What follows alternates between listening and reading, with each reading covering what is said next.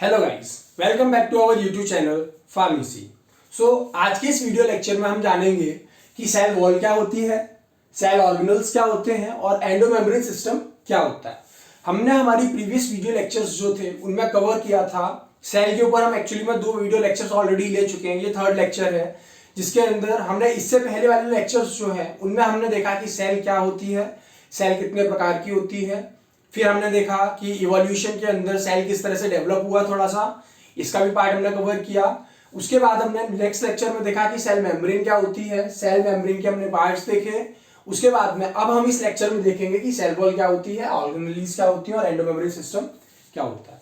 अगर आपने अभी तक हमारे पुराने वीडियो लेक्चर्स नहीं देखे हैं तो प्लीज जाइए प्लेलिस्ट पे, चैनल पे चेकआउट कीजिए, प्लेलिस्ट मिलेगी आपको, उसके अंदर आपको सारे की सारी वीडियोज जो है वो लाइन से मिल जाएगी।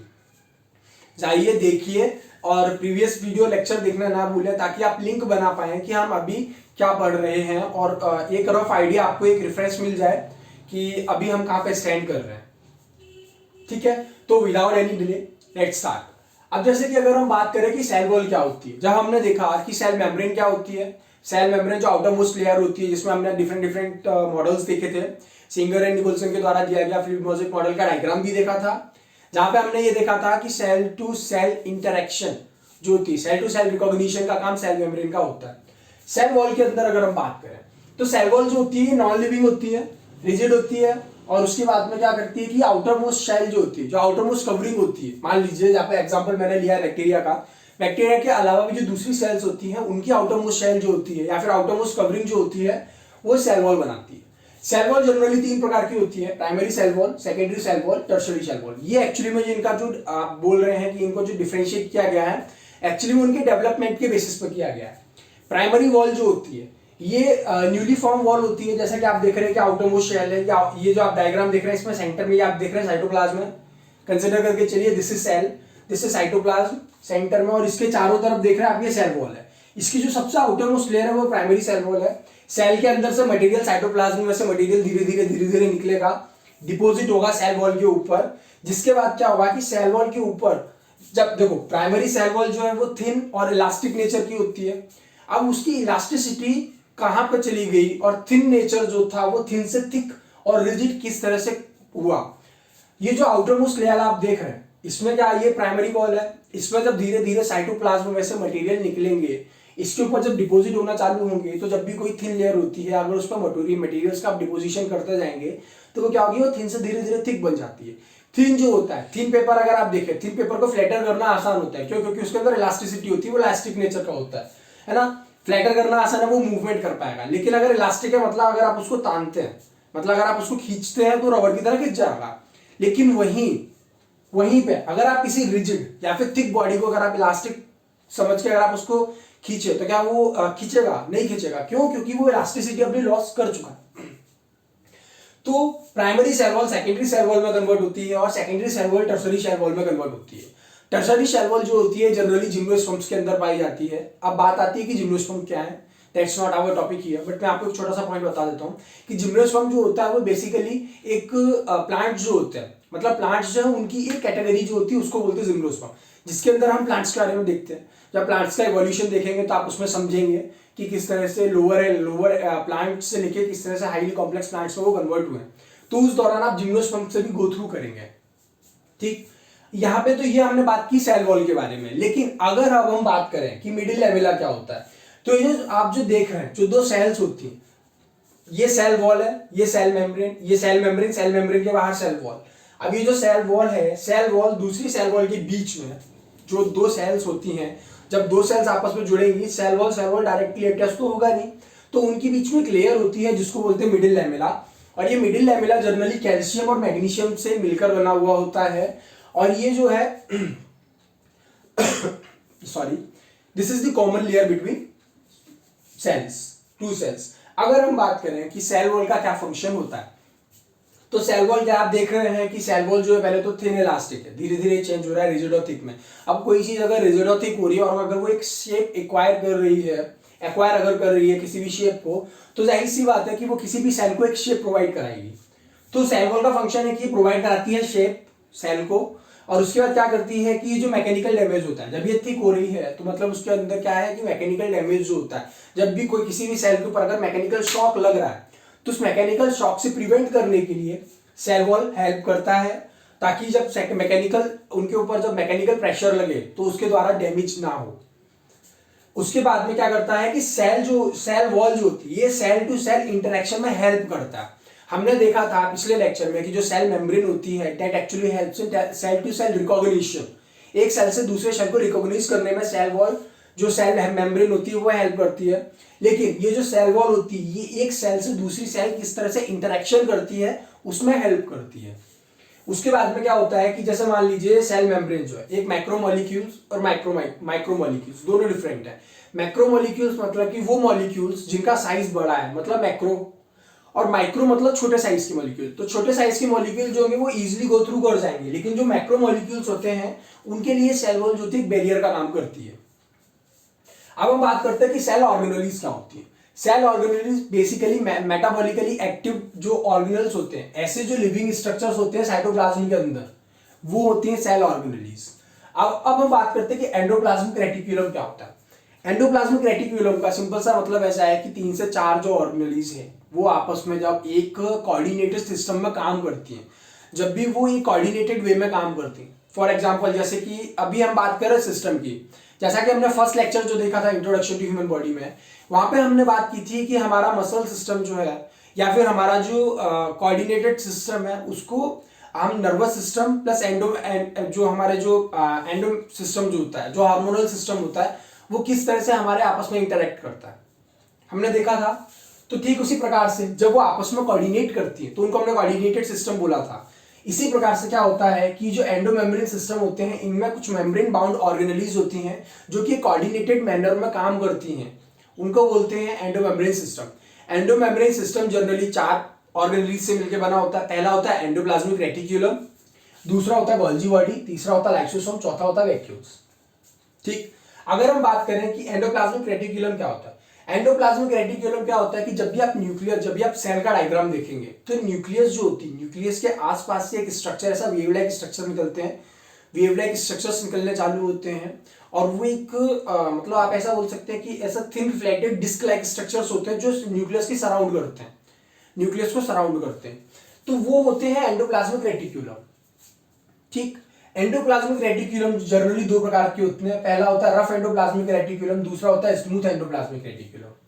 रफ एंडोप्लाज्मिक रेटिक्यूलम और स्मूथ एंडोप्लाज्मिक रेटिक्यूलम, इनको हमने रफ और स्मूथ किसके बेसिस पे बोला? ऑब्वियस सी बात है, राइबोसोम्स के बेसिस पे।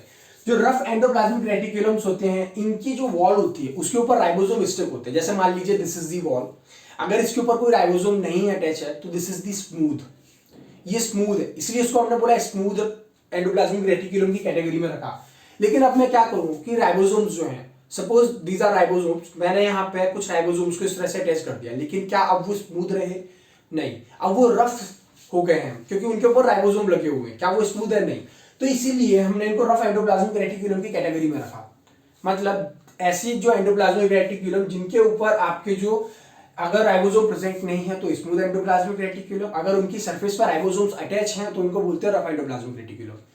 अगर इनके फंक्शन की बात करें कि एंडोप्लाज्मिक रेटिक्यूलम क्या काम करता है, तो जो एंडोप्लाज्मिक रेटिक्यूलम है जनरली उसमें जो दोनों पोर्शन है उनका अलग अलग काम रहता है।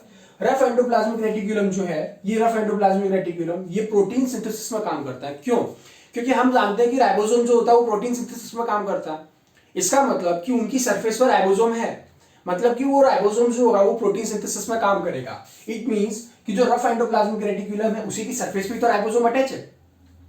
तो अगर राइबोसोम प्रोटीन सिंथेसिस का काम कर रहा है तो अल्टीमेटली हम ये बोलेंगे कि जो रफ एंडोप्लाज्मिक रेटिक्यूलम है वो भी प्रोटीन सिंथेसिस का काम कर रहा है।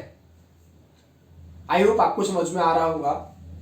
और जो स्मूथ एंडोप्लाज्मिक रेटिक्यूलम है, ये जो ग्लाइकोजन्स होते हैं, ग्लाइकोजन और लिपिड, इन दोनों के मेटाबॉलिज्म में काम करता है स्मूथ एंडोप्लाज्मिक रेटिक्यूलम। तो दिस इज द फंक्शन और this is all about the endoplasmic reticulum. लेकिन अगर हम बात करें कि गोल्जी बॉडी क्या होती है, अब गोल्जी बॉडी क्या करती है कि इसकी 2 सरफेस होती हैं। पहला होता है कॉन्वेक्स फेस, दूसरा होता है कॉनकेव फेस।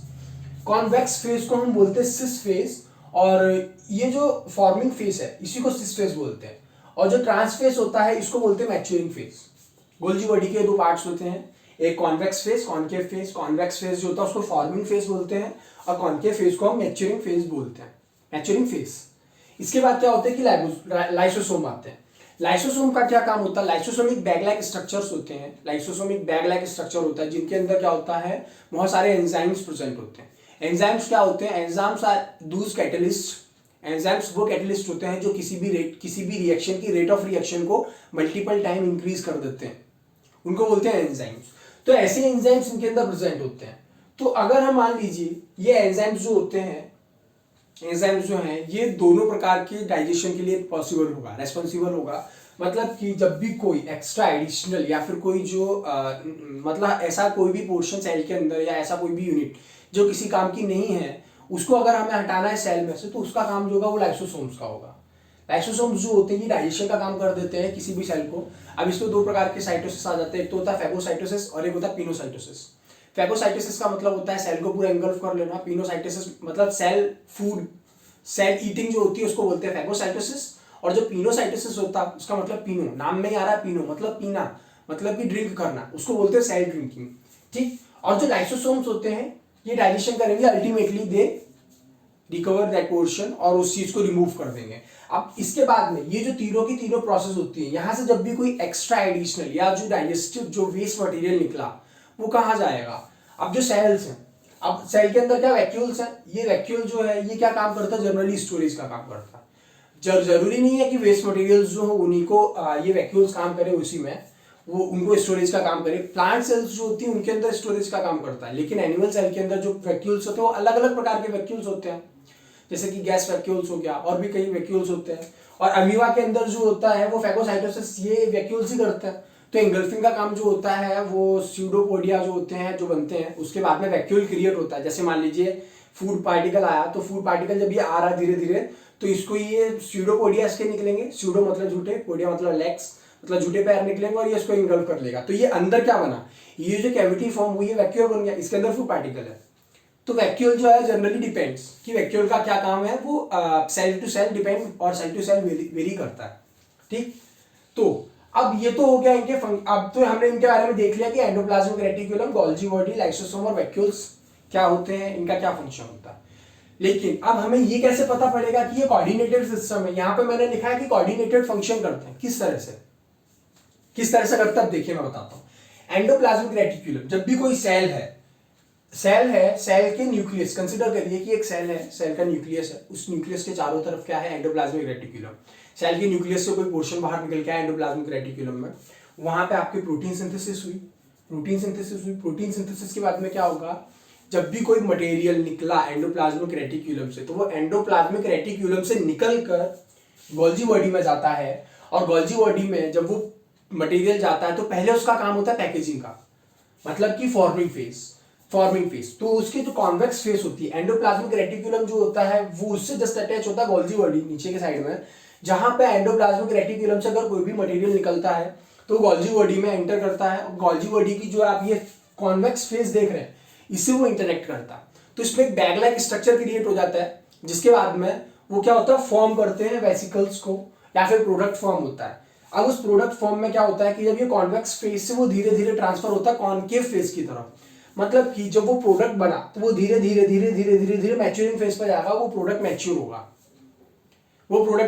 उसके बाद में क्या होगा कि लाइसोसोम्स है। अब ये लाइसोसोम अगर मान लीजिए यहाँ पे प्रोडक्ट बना, वो काम का है तो रखा जाएगा, उसका यूटिलाइजेशन होगा, फिर वो बाद में हटा दिया जाएगा। तो हटाने का काम कौन करेगा? लाइसोसोम।